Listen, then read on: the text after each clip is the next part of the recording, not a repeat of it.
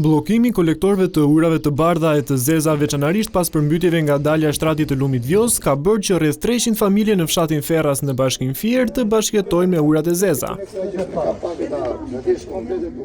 Sipas tyre, problematika ka nisur pas ndërtimit të linjës së re nga një firmë private rreth 15 vite më parë, por kjo e fundit nuk është angazhuar asnjëherë për pastrimin dhe mirëmbajtjen.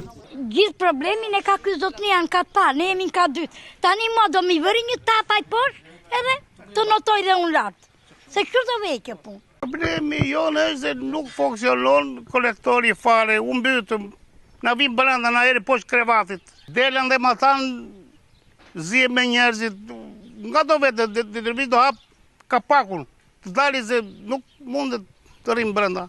Kur nuk e mbanin, pëse në i bën kolektori, në ikë të ujtë fare. Nuk them se e shu se ikë të shkon të kanal. Në që kjo kur u bë kolektori, e shgritu rruga, ngellë në borët gropë. Ujtë edhe të shiut që bje këteja, këthejet vjen atje, më vjen të shkallë.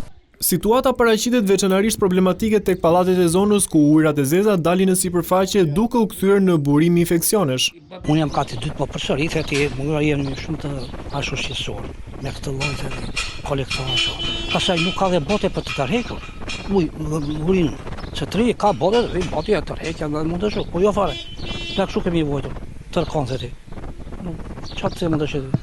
Ktu tani sëmundja fillon në midra e drejtë të tëra aty edhe nga do mi zgjidhje.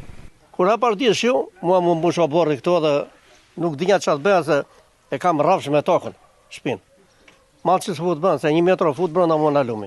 Ndërkohë, sipas informacionit të marrë pranë Shoqërisë Rajonale të Ujitësisë Kanalizimeve, investimi kryer në këtë zonë nga Bashkia Fier nuk ka qenë asnjëherë në varësi dhe menaxhim të këtij institucioni, por thonë se do ndërhyjnë brenda 2 ditëve për pastrimin e kolektorëve të bllokuar. E megjithatë, banorët shprehen se presin një zgjidhje përfundimtare të kësaj problematike dhe jo provizore.